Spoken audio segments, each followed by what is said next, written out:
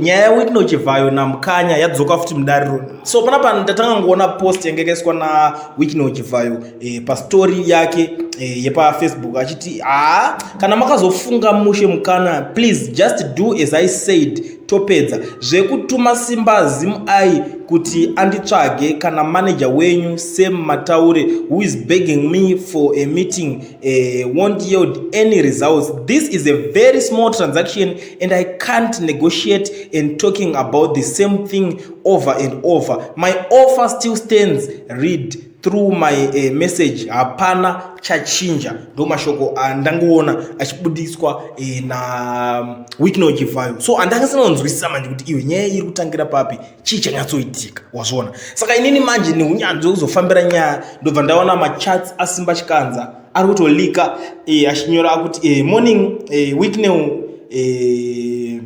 Dr. Thomas Mapfumo wishes to connect with you. Can you make a 10 minutes call? Ndobva try kuisa missed voice call aina kudairwa ndobva yazongonzi who are you? He has my number. Why doesn't he call me?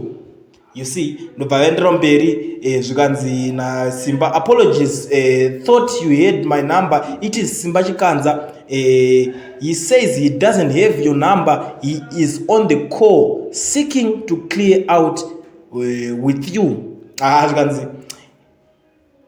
If it's you on the profile picture, sorry, I can't speak to you. You are an idiot, Simba. You write negative things about ZANU-PF and myself particularly. I can't have any meaningful conversation with you. Not only I'm not on your level, but I also hate you with a passion.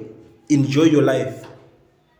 Hapana unoona bongo blow kwa ndozo zviri, but inini ndazonyasoona nyaya ndobva ndaona futi nyaya iyoyo ichitaurwa na award winning journalist wopo chingona anga aipindira nyaya iyoyo. Ndoparozotaura kuti machatsa Simba Chikanza ndiye kunyeba. Simba Chikanza ana kutumwa namukanya. Why uruda kushandisa zita ra old man kuti aende uende kunopema kuna sei wiki nochivhayo zvinhu izvozvo, you see. So in yandirafa ndeudaso wiki nochivhayo toti inini offer yangu ichiripo zvandaka offer ndokupai ndokuitira yanditi, but hazvinide kuti tiite chimeeting chamukutaura because ka transaction kadiki hazvitombodi meeting because kwaari kavakomana ava time is money. Anogona kunge iri mari yekuti anotongoimeka kana pa 2 hours. Saka hazvimeke sense kuti papfuma yake ogara oita meeting yezvinhu zvaane budget yazvo nazvo kudhara, you see.